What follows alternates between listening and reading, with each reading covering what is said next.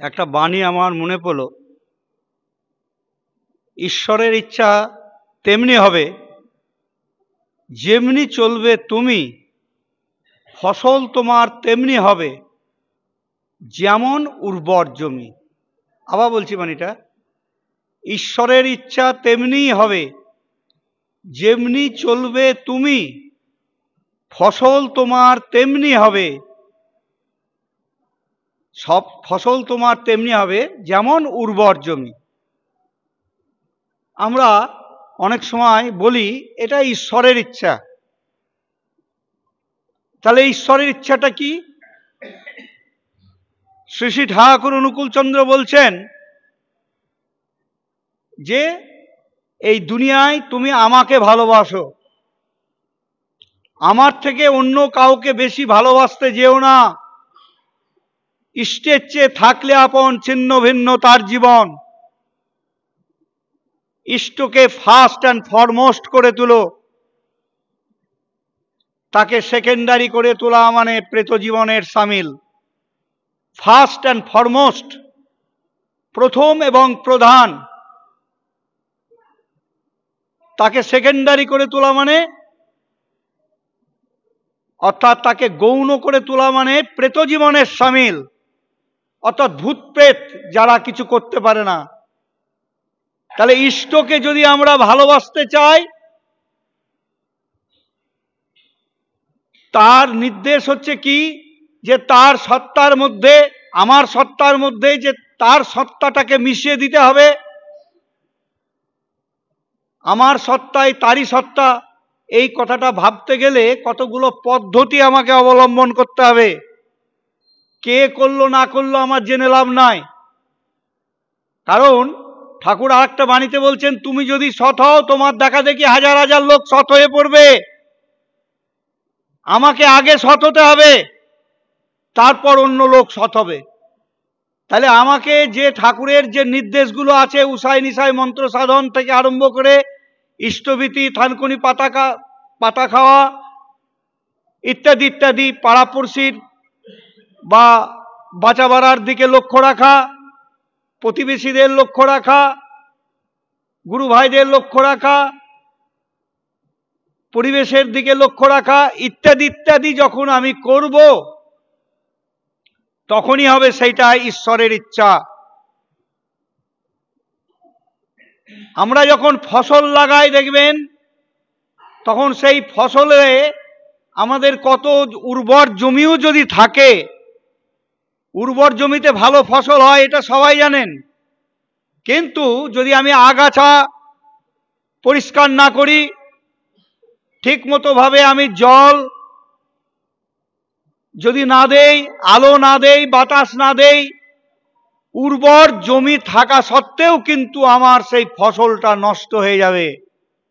তেমনি আমাদের এই মানব জীবনে যদি আমরা তার সেই নির্দেশগুলো, তার আদেশগুলো যদি আমরা আমার জীবনে বা আমাদের জীবনে পরিপালন না করতে পারি, পরিপোষণ না করতে পারি, পরিরক্ষণ না করতে পারি, তার সেই অজস্র আশীর্বাদ আমার মধ্যে কিন্তু বর্ষিত হবে না। কারণ ঠাকুর একটা এই বাণীর মধ্যেই পাওয়া যাচ্ছে। ঠাকুর বললেন, করো হও পাও, না করে যে পেতে চায় দুঃখ তার পিছে ধায়। তা আমাকে করতে হবে। কে করলো না করলো আমার জেনে লাভ নাই। কারণ আমি করলে অন্য লোকে করবে। কিরকম? শ্রী শ্রী ঠাকুর অনুকূলচন্দ্র হচ্ছেন আচার্য, তিনি আচরণশীল। একটি মা এসছেন, আমি আর একদিনও বলেছিলাম, আরো উদাহরণ টেনে বলছি। একটি মা এসছেন, এসে সেই তার সঙ্গে যে বাচ্চা ছেলেটা এসছে, বাচ্চা ছেলেটাকে বলছে, বাবা তুমি ঠাকুরকে প্রণাম করো। সে কিন্তু প্রণাম করছে না।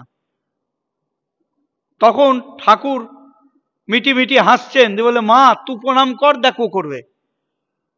যেই মাটি প্রণাম করলেন, শিশুটা মায়ের সঙ্গে সঙ্গে কিন্তু প্রণাম করলেন। তাহলে ব্যাপারটা হচ্ছে কি? ব্যাপারটা হচ্ছে নিজে করা, নিজে আচরণে এগুলো দেখানো। তাই ঈশ্বরের ইচ্ছা তেমনি হবে, যেমন চলবে তুমি। আমরা বলি সবই ঈশ্বরের ইচ্ছাই হচ্ছে তাই।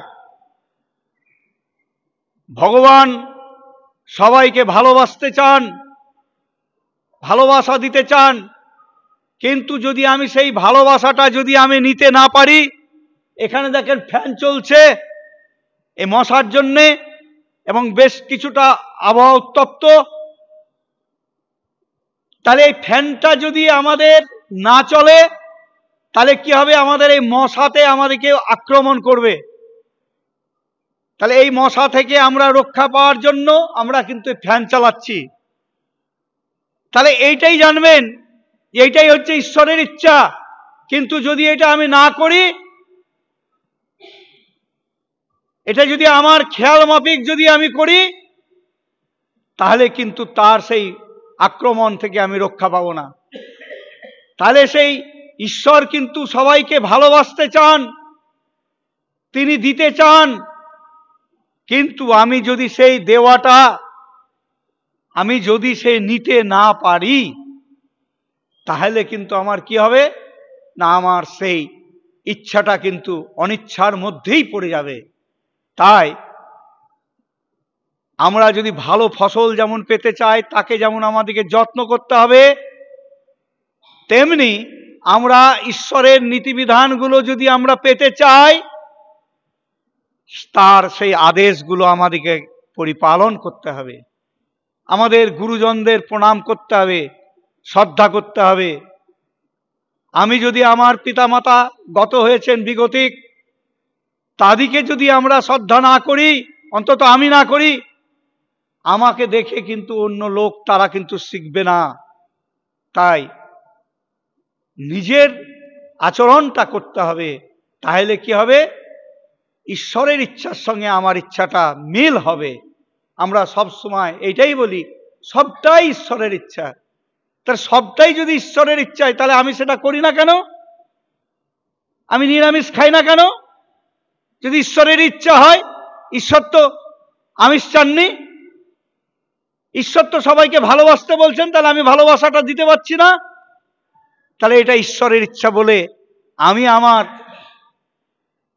মানে ব্যক্তি স্বার্থটা ইষ্ট স্বার্থে মোড় ঘুরিয়ে দিতে হবে। যদি না মোড় ঘুরে দিতে পারি, তাহলে কিন্তু তার সাথে আমার কিন্তু যোগাযোগটা হবে না। যাই হোক, আমি আর সময় নেব না। আমি আপনাদের প্রত্যেকের মঙ্গল কামনা করে আমি আমার বক্তব্য শেষ করছি। জয় গুরু, বন্দে পুরুষোত্তমম। সবাই ভালো থাকবেন।